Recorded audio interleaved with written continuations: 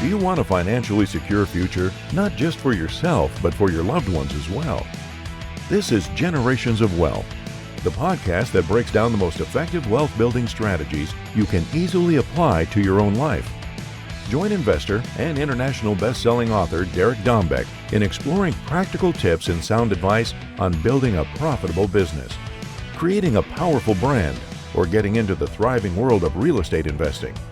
This is your chance to create your very own financial roadmap to live your vision, love your life. Let's begin this discussion with your host, Derek Dombeck.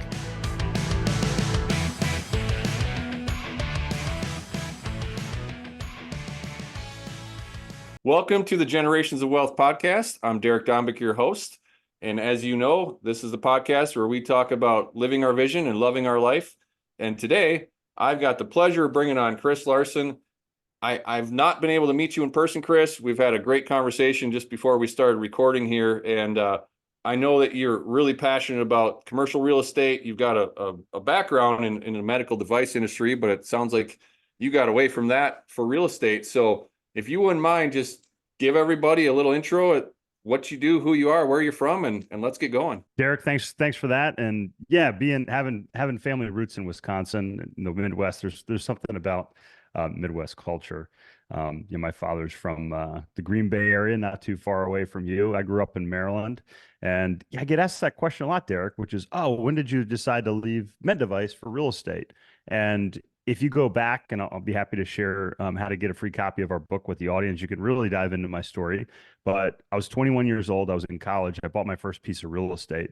And as a 21, 22, 23-year-old, you realize pretty quickly after you buy a few properties that you need capital. And around that time, I read Rich Dad, Poor Dad, and he said, you should be accredited. Like if you want to have access to the best investments out there, become an accredited investor, which is making $200,000 or more as an individual a year and or $1 million net worth.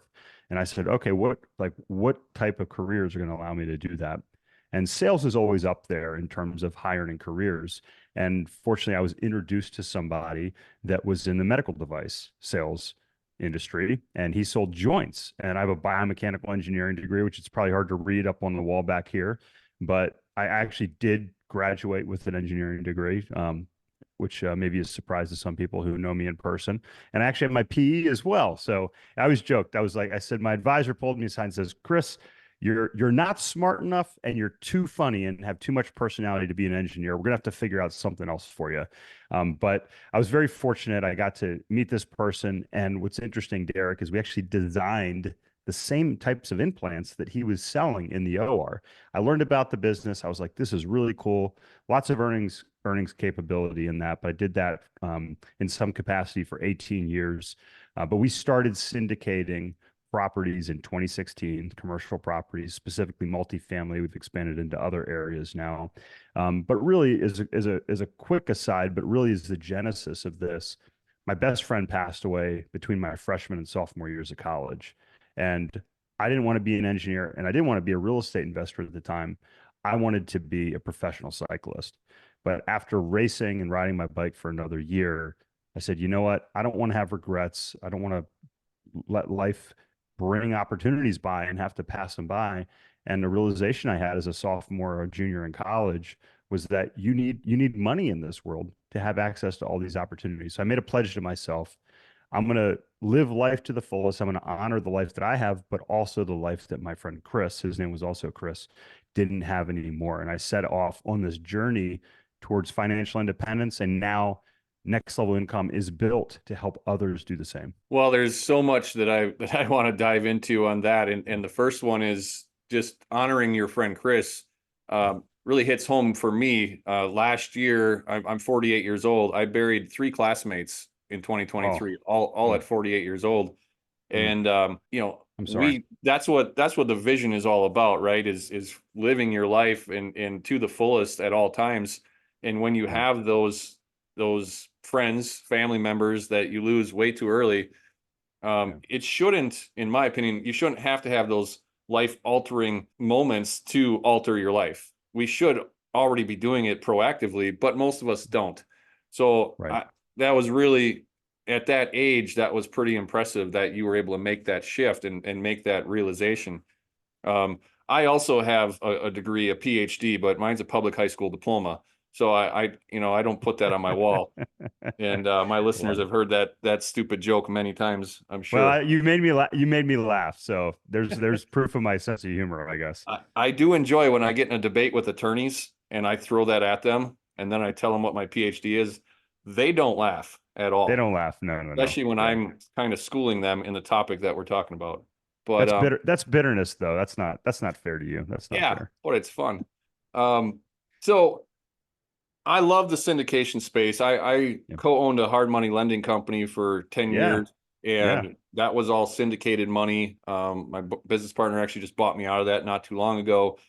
So let's kind of dive in a little bit on your journey into the commercial real estate leading up to what you do today. So Yeah. kind of start at the earlier years and work us Yeah. through that. Yeah. And I'll try to be, I could probably go way longer than our time today if I kind of dive into everything, Derek. But yeah, I started off and I had a real simple formula, which was first off, before the real estate, I was day trading in the stock market. And that's not really investing. So, lots of stress, lots of sleepless nights. I was like, this is not investing. I got to find a better way. During my end of my undergrad as well as my MBA, I read 250 books, like anything I could get my hands on money, on business, on the stock market, and real estate. And I was like, you know what? I can control how much I pay for a piece of real estate. I can negotiate. I could even maybe improve it. I can get leverage. All those things were very appealing to me. And I said, you know what? If I can just buy enough properties so I can have $10,000 a month coming in after expenses, and assuming like they're debt free, I was like, hey, let me just pay off the loans. Like that's a pretty simple formula, right? Buy enough properties, $10,000 net of income coming in after the properties are paid off. And I was like, I could do that and pay off these properties in like 10 or 15 years. Like that was a very simple formula that maybe it would happen in 7 years, maybe 10 years, maybe 15 years. But I thought to myself, I can do that by the time I'm 25. I'm financially free by the time I'm 40. Fast forward, my wife and I had moved from the DC area down to where we live now in Asheville, North Carolina. We had my first son. My second son was born a week after my mother passed away in December of 2011. She had cancer. And it was, again, one of those moments in my life, Derek, where I stopped and I kind of stepped back and I was like, all right, let's take an assessment of everything going on.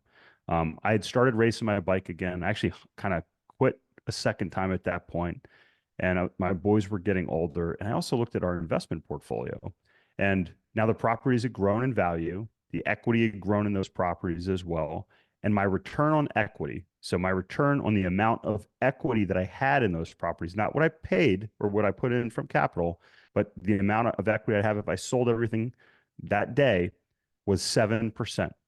7%. Now, this is somebody with an MBA in finance. I was like, that's not a great return. And I had to pay taxes and I was making a lot of money. So I was getting a 4% after tax return on my equity. I said, there's got to be a better way. I was talking to an associate at a meeting with my wife. We were at like a business meeting, helping her grow her architecture practice. They said, you should look into apartment syndications. I talked to his referral. I was like, wow, all the things that got me into the medical device space, Derek, applied here as well. The demographics, all the long-term trends in the space. I said, you know what, this makes a lot of sense. So I started selling off our single-family rentals, started rolling those into larger syndications as a limited partner, as an LP investor, as we call it. And I was getting better returns with less risk and less work. And I was like, this is fantastic. And what happened was the friend I introduced to that group, he said, I'm gonna start doing this. I'm gonna buy an apartment. I want you to be my partner. That was in 2015. Closed on our first 100-unit, $9 million deal in 2016, and now I think we're close to 4,000 units closed in the apartment space. We have over a dozen self-storage facilities, 20 mobile home parks, 31 express tunnel car washes, several other things along the way as well. And we do all those to help other investors have access to those same opportunities that allowed us to become financially independent. So one of the things that I like about syndication, and one of the things I don't like about it, is the positioning of the syndication. So are you all using bank financing in first position on these transactions, and then you're syndicating the raise is for the down payment, or are you syndicating the entire amount for the deal? Good question. So it depends on what type of deal and what type of leverage that we use. But typically on like a Class A apartment, we're usually getting somewhere between 50 and 70% leverage. Today, you're looking at more like 50, 55%. And then the equity that we're raising is going to be from investors. So, if we're raising, that remaining 30, 40 plus percent, that's coming from investors. Yes. Okay. So Yeah. what's your opinion on the market as we're moving forward? And I'm not going to say your syndications, because there's a right way to syndicate and there's a wrong way to syndicate. We all know that. You know that, I know that. But if somebody's syndicated based off of very low cap rates, and now they had a short-term bridge loan that's coming due in the next 12 to 24 months, is there not a high risk that the syndicated money gets wiped out? So look, I think what you're referring to is the leverage. So I don't Right. think it's the syndication or the structure per se, but it's really the leverage. So I got a call from somebody last week and they're like, "Hey, my friend's in this syndication. They have a first position loan at 70%. They have mezzanine debt on top of that at 20%, and there's only 10% equity in that deal. 10% equity. So if that property goes down 15%, right? So there are properties in this country that are down 10 to 20% in value. So if you have a property that's worth $50 million and it goes down 10% or $5 million, and you only had 10% equity in that deal, yeah, like that can wipe out 100% of investor equity in that circumstance. But if you're leveraged, say 60%, as we are in our properties, even if that property went down 10% in value, that's still would be a loss if we sold it today. So I think there's certain rules that you have to apply. So one, have an appropriate amount of leverage. So again, 50, 60% in today's market, I think is reasonable when it comes to that. Have the right debt, have debt that is aligned with the hold period and the strategy that you have. And then have adequate cash reserves. So if you have cash in the bank, you have a low leverage deal, you have financing that lines up with your hold period, you shouldn't be in a forced sale position with respect to that. And look, I don't think it matters if it's a syndication, Derek, or if you're a property owner. We saw property owners that own single family homes, all kinds of different real estate get wiped out in the Great Recession. And that wasn't because they were syndicated necessarily. It was because they didn't keep those rules in mind when they did those things. Yeah, and I'm glad that you explain it the way you did, kind of laying out the rules, because there are so many people that are syndicating out there that don't have the experience, right? They're first-time syndicators. They are able to raise money. I mean, if somebody's really good at sales, they can talk people into putting money into deals. And it's the track record, right? You've got the track record and you've got the experience, which makes all the difference. And everybody has to start somewhere. But I'm a firm believer in hitching your wagon to people that have already done it, learn from them, watch them, follow them, and then repeat. So I was definitely, I mean, like I said, in the lending business, I've raised millions and millions and millions of dollars for years, and we didn't have any institutional funding behind us. I mean, our entire hard money lending company was all private capital all the time. So it was easier for us when there was a question with an investor or something to just have those one-on-one conversations. There was no institution in place. And even for myself now, moving forward with my own real estate transactions, I want to get into more of the commercial space and RV resorts and self-storage and things of that nature. So I'm in a different position now raising money than I was the last 10 years, because I'm raising for a single project, not raising for a fund that's going to be lent out in a matter of days. Right. So I'd love for you to touch on that. So in the aspect of raising and syndicating, you get a property under contract, a commercial deal, and now you've got a ticking clock, right? Yeah. What's the average time frame that you put in place from contract to closing? And just talk about how the raise goes and stuff, because a lot of people don't have a clue what that's like.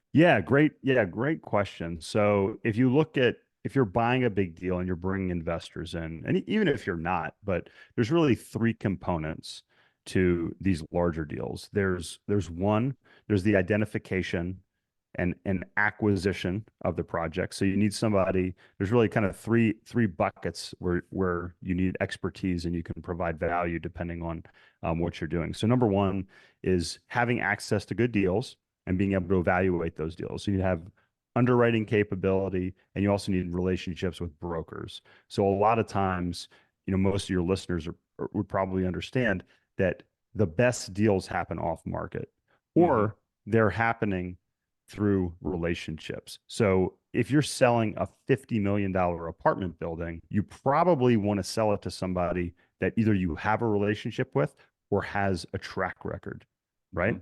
So these projects can take months to market. They can take months to go under contract, and sometimes take months to close. Now, typically, from date of contract, putting purchase and sale agreement in place to closing, we're looking at 60 to 90 days for us. But it's not uncommon for that process to go out longer than that, potentially 3 to 6 months. We did a deal in Houston last year that was rather complex. It was a tax abatement deal. We had to work through a process with the city. We were reducing rents in some of the apartments in the 3 properties that we're buying. And it took us, we closed in October and we started work on that deal early, like January of 2023. So that deal was 9 months when it was all said and done. So you have to identify, have access to those deals, be able to underwrite and identify those deals. Then comes raising capital, or you may have the ability to work with an institution that is going to write you a single check. So you have to have the access to capital. That could come, like in our group, we have thousands of investors that we work with, and they help us bring the capital to that. We have the majority of the capital invested in these deals. If you look at percentage wise, the general partners, that's another great question. So if you're investing with a general partner, you want to say, hey, how much of your own capital is going to be in this deal?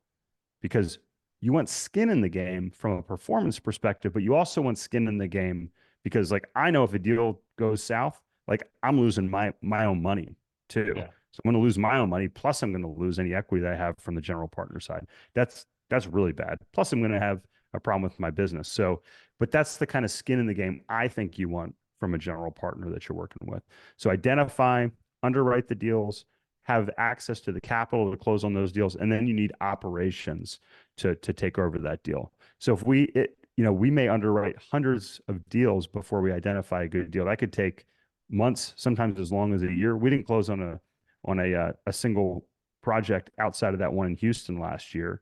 400 some other projects got underwritten.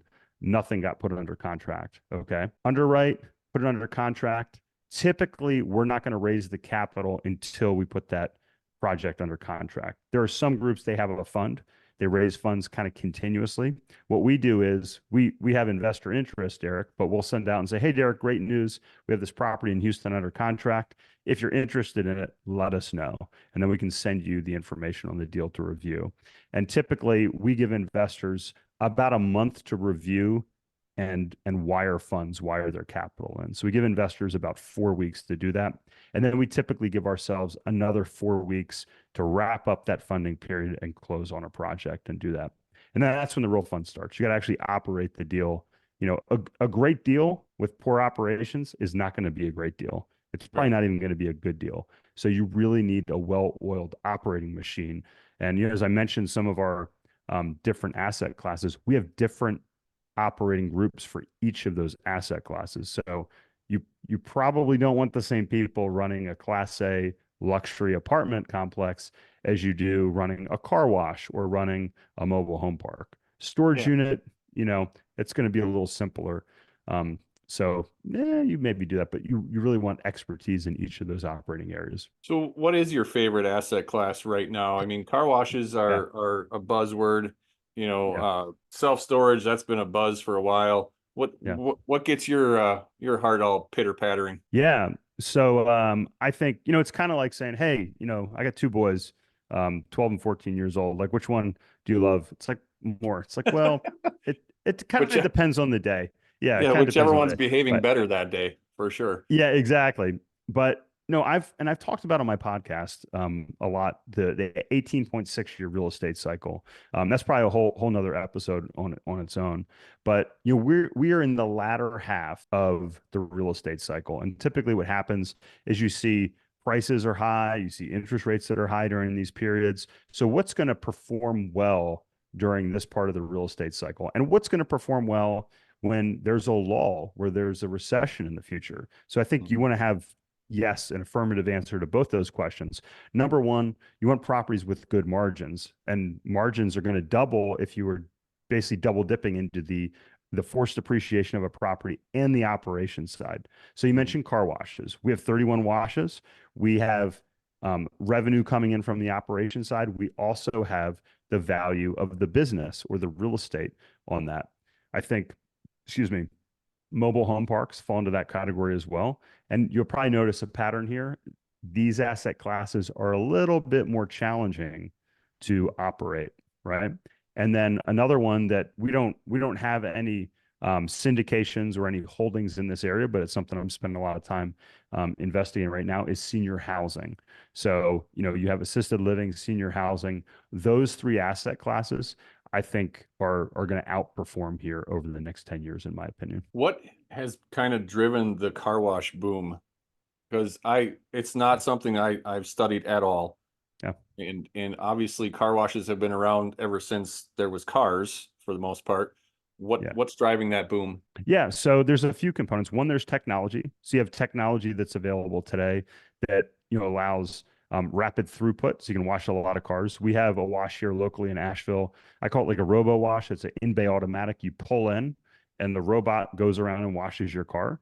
We also have a Hurricane Express wash, which is part of our brand that we work with our investors on. That is a conveyor belt model. So it's called an express tunnel. So it's the kind you pull in and the belt pulls you through.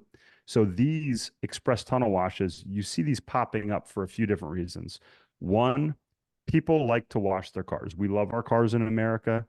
Fleets, Uber, all of these things contribute to that because if you hop in a car, you want it to be clean, right? If you have a fleet, you want to keep your fleet clean. If you have a car and it's new, you want to keep that. If you say, hey, I have an older car, but I want to keep it in good running condition, you can go and you can wash your car. The other thing is I guess if you rewind a little bit, a couple years ago when we bought our first wash in the space, we were looking at a 15-year build out period. So we're going to reach basically industry saturation in 15 years. So we believe that we had a 5-year runway to accumulate these washes, operate these washes, and then exit them before we run into the last half of that 15-year cycle. And private equity loves monthly recurring revenue. Mhm. And these express tunnel washes are a great model because when you have memberships, and those memberships drive this monthly recurring revenue that's coming in. So you have a lot of capital that's flowing into the space. Also, much like our mobile home parks that we're buying, 85% of mobile home parks and car washes are owned by what we would call mom and pop operators. Mhm. So these are operators that have 4 or less locations. And it's a highly fractured industry. And these tunnels cost 3 to 5 million, sometimes even more to construct. So, if you're a small operator, you run out of funds pretty quickly. But once you are up and running, like we lower costs 30% in terms of the chemical costs when we take these washes over with our contracts. We are oftentimes doubling the number of sales when we take over because of our sales model that we have in place. There's not a lot of really sophisticated technology, Derek, because of the fractured nature of the industry. So we have Yes. a proprietary CRM and app that we bring in and do that. And we want to be kind of like the Chick-fil-A of the car wash space. So, if you do you guys have Chick-fil-A's up there in Wisconsin now, right? We have a few. Yeah, they're making Yeah. their way up here. Yeah. But look, there's a great restaurant around the corner here. They make a awesome chicken sandwich. It's got pimento cheese. It's got this hot like mop sauce on it. It's like $15, right? I Mhm. know that's my favorite chicken sandwich in Asheville, but if I'm going out for lunch, I'm with my boys, we're going to Chick-fil-A. For $5, I can get a great chicken sandwich. I'm in and out in 5 minutes. It's very predictable. There's good value. Everybody's polite. They're well dressed. It's clean. We want to be like the Chick-fil-A. And what we call this is an affordable luxury, right? If you can wash your car for an average of $1 a day for a membership, that's an affordable luxury that people can feel good about. And if you look at the industry questionnaires, if you look at quality in the top five, quality is number four. People want value, they want convenience, they want that predictability, and they want to feel good when they drive out of that car wash about their car. It's kind of fun, the kids like to see the lights, then you run to Chick-fil-A afterwards and you get the one too. Right. So you need to get some Chick-fil-A's, own those right next to your car washes, and double dip. I like that. We put up the car wash on the other side of the Chick-fil-A. You can run and get your Chick-fil-A and hop back in your car on the other side when it comes out of the wash. How about that? Well, I would like to get some credit for the idea, but it's fine. You run with You it. got it. You got it. We'll call it, yeah, double D's car wash and chicken sandwiches, right? Oh yeah, we could go a long ways with double D's. So let's go back just a second to how did you get the mind shift? Yeah. Going from single families to apartments. Okay, Yeah. but we all, I mean, you've been in this business for 20 plus years. I've been in this business for 20 plus years. We evolve over time, but a lot of our listeners, they don't necessarily know that, and a lot of our listeners have never seen a downturn. They've never seen interest rates where they are today, Mm-hmm. right? What was the evolution like for you? I know for me, I got my ass kicked in 2007, lost everything, had to rebuild. Mm. There's just a lot to that story, but I never quit, and my mindset just kept evolving with it. But what was it like for you? Did you have any, I guess, epiphanies or hard moments, or what kind of got you to that level? Yeah. So first off, yes, I mean there's been great deals, there's been bad deals. I think anybody that says, "Oh no, I've never had like any hardships or any issues and stuff like that. I've lost business partners." So like all those things, yes. But if you're listening and it's like, well, okay, well, what's some actionable information, right? I mentioned some rules, right? Like maintain reasonable leverage, maintain enough cash in the bank, have long-term debt that is aligned with your hold period, so you're not forced into a selling position. I lost money during the Great Recession, but it was only on paper because I wasn't forced to sell our properties. I was able to hold on to those properties because we didn't buy anything too late in the cycle and we weren't over leveraged. So, all those things were good things. But yeah, I mean, I watched the value of our properties go down. That really sucks when you like list a property and you watch its price go down 10% in a quarter. This is just kind of wild. So I think, what that led me to, Derek, was really studying the cycles in real estate, going back to, the early stages in this country. And if you understand the way that money works and credit cycles work, then you can look at real estate and say, okay, what performs better at certain times? If you go to our podcast, nextlevelincome.com, click on the podcast link, the Next Level Income Show, episode 100, I talk about this. I made it episode 100 so I could remember that, because it's hard to remember, as Yes, when you get up there. We're over 200 now. So, yeah, so it seems like a long time ago. But early in the cycle, it's hard to get money, but it's easy to make money because you're buying land cheap, you're buying properties cheap. Property prices are going up, land prices are going up, income's going up in properties. It's easy to make money, and what happens is if you're newer to the space, you are fooled into thinking that real estate is linear, right? It just always goes up. Oh, 3, 4, 5% a year. Was it going up 20%? Crazy amounts during COVID, right? Mm-hmm. That's not sustainable. The market has to come back, and normalize. And when bubbles happen like that, typically in the latter half of the cycle, if you say, well, I can just refinance this property, I can, count on 20% rent growth year over year. I mean, rent growth has been largely negative in the multifamily space across the country. We've been fortunate that all our rent growth has been positive, if not marginally, if only marginal, but it's still been positive. But you have to say, okay, I'm gonna stick to my rules. And then the other piece is, like I mentioned, people read my book, which again, you can get that on our website for free. Click on the book link.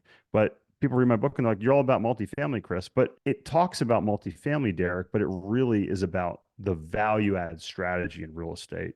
So I like value add because you're buying properties that you can improve operations or put capital in to improve the overall the income and the value of that property.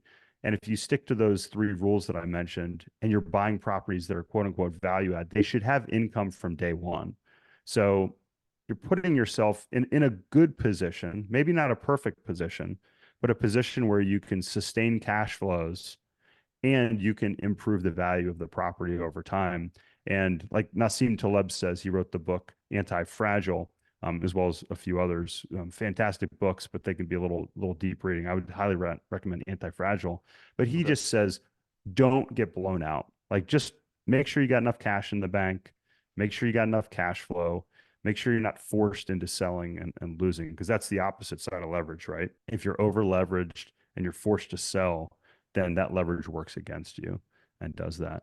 So, and that's hard, right? Because when you're being conservative, you're also leaving money on the table in a lot of cases. Yeah, absolutely. And I know just my own personal investing after losing everything in '07, Yeah, I've always been conservative. I know I've walked away from deals that could have been good deals, yeah, money-making deals, yep, but there was the peace of mind of not taking the risk, and it's yeah, fine. yeah. But you also everybody evolves, and That's at right. a certain point in history, I'm assuming you probably never thought you would have a podcast with 200 shows. I never really planned on having a podcast either, right? We evolve, Yeah, and I host a conference on a cruise ship once a year. Never planned on doing that in my life. All these things just happen, and they tend to happen when you have things written down and kind of a map for your life or a vision. love that. Love that. I'm curious, as we kind of start to wind down here, what does your day-to-day life look like? Are you having to work 7 days a week, 12 hours a day to keep this all rolling? Or are you able to, and for me, we're passionate about living your personal life Yeah, vision first and building a business that supports that. So absolutely. what can realistically, what can somebody of your obvious huge experience do, and how many hours a day does that take? That's a great question. And it really takes as many as you want. And this is the thing. Well, quantity is not always quality, right? Mhm. So the first thing we do with our coaching clients, Derek, is we have them write out their 3-year vision. And your 3-year vision is really a filter. And if you don't have one, I encourage you to do it. And we talk to our coaching clients about number one, what are your health goals? What do you want your health to look like? What is your vision for your health? And I turn this into a story. What is your vision for your wealth, health, wealth, your family and social network? So if you don't have a family yet, that's okay. What about your social aspect, your friends, your community, your religious community, if you participate in that, or spiritual, and then self-development and self-development, and that could be or personal enrichment is what I call it, and that could be anything from travel to buying a new car. It could also take on that spiritual component, but really you need to be conscious of all four of those things. If you're pushing hard in the wealth area at the sacrifice of your health, I can tell you that if it catches up to you, you're not going to be very happy. So once you filter through that vision, I do my goals every quarter. Actually, I just scheduled my quarterly review with my coach earlier today. Go through so it's vision first, then quarterly goals. Review those quarterly goals every week. I typically do it Sunday morning. I put out my action items, so I structure my week around that. But I'm going to give a quick little course for your listeners here today. So if you're listening, the first thing you want to put on your calendar are your non-negotiables. When do you sleep? When do you work out? I coach my son's cycling team, so I'm doing that tomorrow. That's on the calendar. I have all this done, and I have an assistant, Derek, but she knows if I'm at the gym or if I'm riding my bike or if I have cycling practice or I'm out of town. And by the way, if it's a birthday where my kids have off school, that's blocked off on my calendar. Then you Nice. can fill in everything else after that. And sometimes you have to be realistic. So no, I don't work 7 days a week, but I work 5 days a week. And I get up, I work first thing in the morning, typically from 5:30 to 7 in the morning before my kids are up. I get a lot done, a lot of reading done, a lot of deal analysis done in that time, but everything else filters in after that. And then what I've realized is I can't do it all. So I have to give up pieces of the pie. And those pieces of the pie go to members of my team.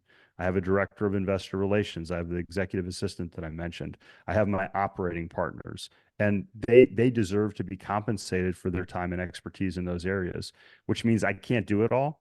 But what I can do is now I can operate in multiple asset classes that provide value not only to our personal portfolio, but also to our investors that we work with.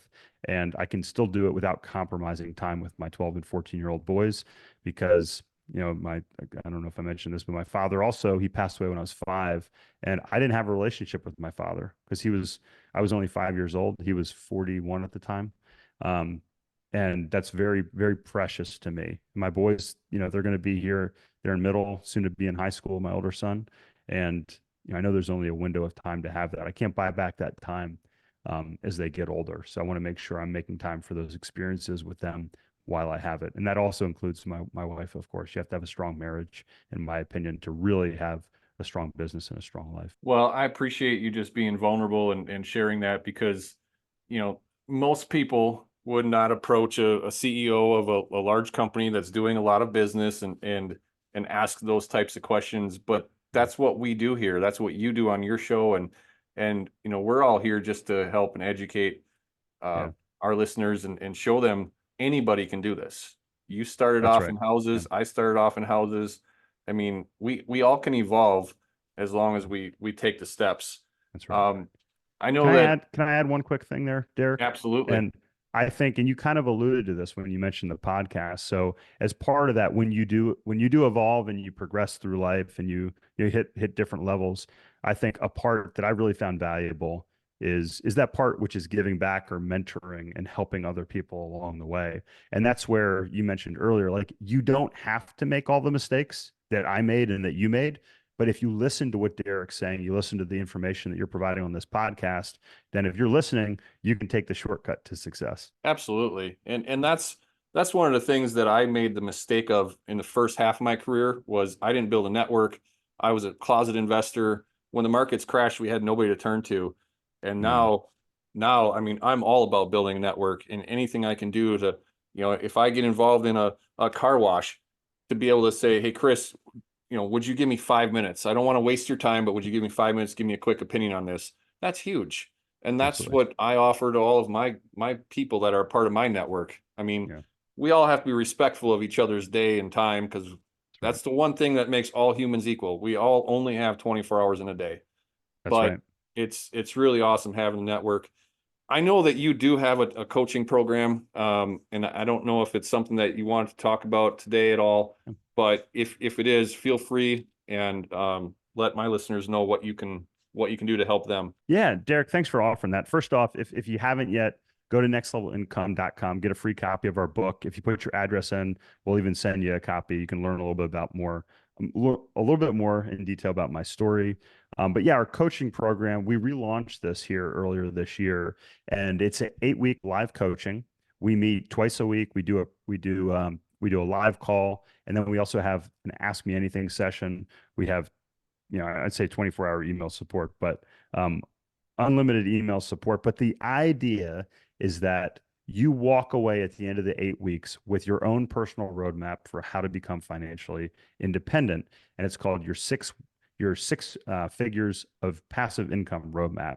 And the idea is that we walk you through, okay, are you optimizing the time you're spending to make money in your career or your business? Should you start a second business?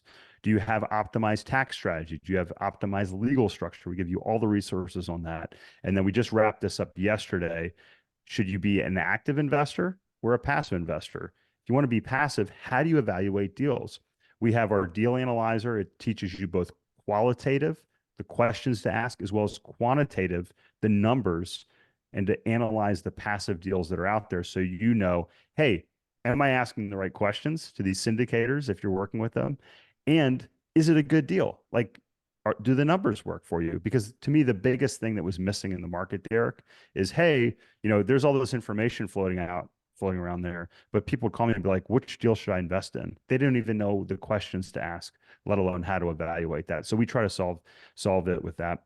And we're going to have a special link for your listeners as well if they want to get $1,000 off that course on our website. Well, that's awesome. And we will have a link. It's thegenerationsofwealth.com/Chris Larsen. So it's not that hard to remember. Just look at the title of the show. You'll see Chris Larsen's name, so you know how to spell it correctly. But thegenerationsofwealth.com/Chris Larsen. Go check out his coaching program. Chris, I really, really appreciate, you coming on, and I do often ask all my guests, what questions should I have asked you that I didn't ask as we wrap up this show? I'll tell you what, Derek, you asked some really good pointed questions. And that's the thing, like kind of going back, not that you didn't ask it, but just to highlight it, all the financial stuff when you're entering this journey, it's important. But if you don't focus on those things that truly matter, that you're really working for in your life, it's all for not like I was mentioning. So if you take one thing away tomorrow morning when you wake up, look at the next week, put those non-negotiables in, everything else will fill itself in. Everything else will fill itself in. But it's just like money. If you wait till the end of the month and you see how much money you have left to save, there's probably not going to be any. Don't wait for those moments where you want the time with your loved ones and those experiences. Don't wait for retirement. Make it happen now, and then figure out the financial pathway to support that. I love it. I love it, Chris. Thank you so much. Again, I can't tell you how great of a conversation this was. We could definitely keep this going for hours, but neither Absolutely. you nor I are going to be able to do that. So we'll wrap it up. To all the listeners, thanks for joining the Generations of Wealth podcast. Stick around and check out thegenerationsofwealth.com to see what we have coming up for future events and future shows. Also, check out our Facebook page, join our group, Generations of Wealth on Facebook and other social media platforms. Again, thanks to Chris Larsen. Now you go out there, live your vision, love your life. We'll see you on the next show. Thank you for joining us on another insightful episode of Generations of Wealth. May your newfound knowledge help you in leveling up your own strategies to get through the many obstacles to your money-making processes and bring you much closer to the financially secure life you truly deserve. Continue filling up your accounts and further polish your financial tactics by listening to more episodes of the podcast at thegenerationsofwealth.com. Because in your wealth-building journey, there is no other way to go but up, giving you the chance to finally live your vision, love your life. That's all for now. See you on the next one.